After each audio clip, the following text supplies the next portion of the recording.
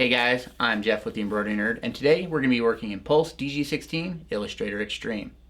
Now, I had some art that was sent in that I think is really going to show off the Reflect tool. So we'll go ahead and bring that image into the bag. We're going to load it here, and I'm going to grab this right here. Now, this was some rough art that was sent in, and they want it to be symmetrical on both sides. Currently, it's not, and I think that we can make this a lot better, and I'll show you guys how. The first thing that I want to do is I want to draw a line actually, and I want to go across the lower points right here, and we're going to lock it to an axis. And you can see right now that this arc is not sitting flat, and we need to change that. To do that, we're going to go into our image section here, and we're going to do backdrop select. Now this is really cool for when you're doing editing on PNG files and you want to rotate or scale them. But in this particular file, we want to rotate. So we're going to pop up our reference tool, and we're going to put a left line and then a right line. So left side of the line, right side of the line, and then height. And I will go ahead and click here. First click is the left side of the line. Second click is the right side of the line. And we don't necessarily need to do height, but I'm going to throw it in there anyways. And you can see that this is sitting at a negative 2.4 degrees. So to simply rotate that, so that's going to be on the 0 degree plane, we click that button. And now if we draw a line from this point here to this point here, you can see that it is now flat. So I'm just going to lock it to the axis there, and it's pretty darn close. But this shape is not symmetrical. So one of the easiest things to do when your shape is not symmetrical is you can digitize half of it, and then you can mirror it to the other side. Now in Pulse, they call that Reflect. I'll go ahead and we can start with digitizing. Let's digitize this piece here. And I'm just gonna drag this over, and I'm gonna set this point kind of in the middle, right there. And I'm gonna go to a steel stitch. Now, I want to digitize a steel stitch because it's a consistent width throughout the entire object, and where this varies so much, it's going to be really hard to digitize point counterpoint or to draw a line. So I'm simply just going to draw a singular line that's going to go around.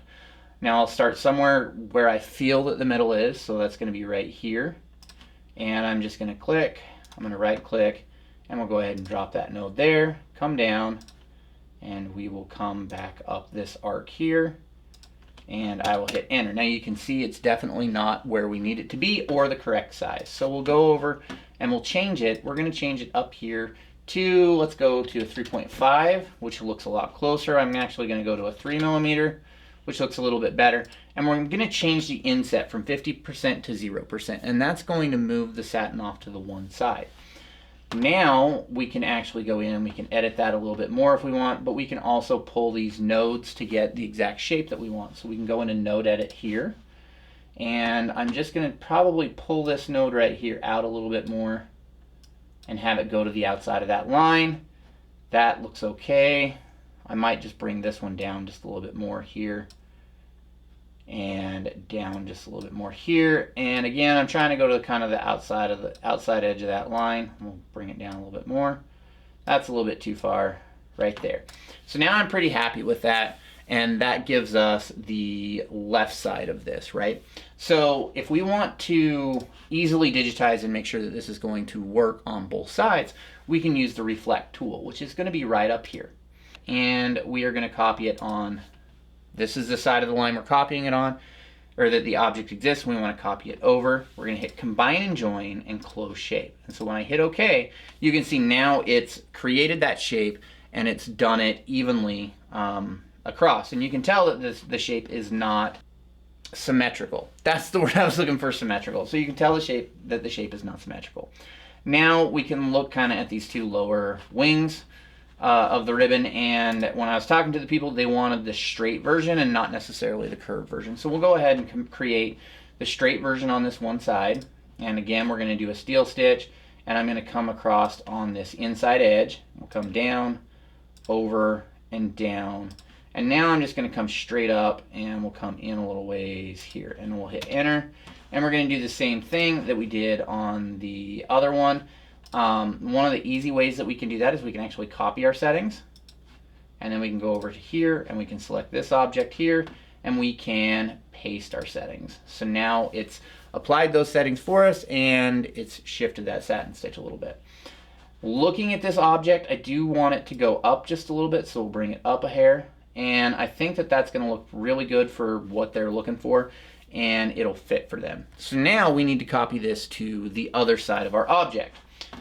Really easy to do that. We're going to go ahead and do the reflect tool again, and we're going to do this question mark, and we'll hit OK, and we come to roughly the middle point, and you can see now where it's drawing the line. Now we're over a little bit there, so I'm off just a little bit, and it'll have to be nudged over to the left. And I'm just going to undo it because I actually forgot to do one thing. Let's go back and we'll do the reflect again. And I need to make sure that I say copy reflection. So that's going to make a new copy of it, and it's going to move it off to that side. So I'll go ahead and begin drawing the line here. We'll bring that over to roughly, I'm actually going to set this at 90 degrees, so we'll set it down right there. And now we can kind of look and make sure that we are evenly spaced, and it does look like that. One of the ways that we can make this a little bit easier for us to see is we can go over to image and we can hide the backdrop, and now we can see that pretty well, and it looks like it is fairly symmetrical, and I like the placement of both of those. This one I'm actually just going to move down a hair to right there because I'm lining it up right there, and everything seems to look pretty good right there. So of course I want these two sides to run first, and I want that to run last. One of the ways that I can do that is I can move that down to the bottom, and I can add a run stitch that goes from this side across and over to this side, and then it'll run it, and then we can have it run that, and that would be pathing it. Or we can do this, and I can combine the three shapes, and now when we go to our playback ribbon and we run it, you're going to see that it's going to combine the three shapes, and it's going to do that pathing for us, which is really nice. And it'll finish that top portion there. So now that we've got our shape generated and we've got it sitting off to the right side and everything looks fairly symmetrical, we can go in and we can actually measure some things here. So I'm going to hit Control M, and I'm going to measure from this point. We'll come straight across to there is 27.29. We can do the same thing here, and it's 27.93. So we are in just a little bit more, and I can visually see that. So I'm going to grab that right there. Not the whole shape. I'm going to undo. We actually need to break it apart.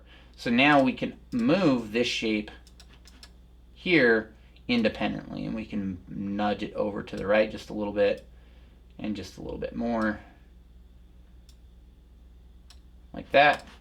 And now we can measure again from that point there to the inside edge of that line. Let's go ahead and get it started. 27.9, which is a lot closer, and that's 27.9 right there. So it's sitting a lot closer, and it looks a lot better. So now we've used the reflect tool to make sure that we have a symmetrical shape. We used it to put a ribbon on both sides. So now all that's left is to populate the fields, which I can do that separately. But I really wanted to show you guys how to do that reflect, how to utilize that reflect tool to do symmetrical shapes.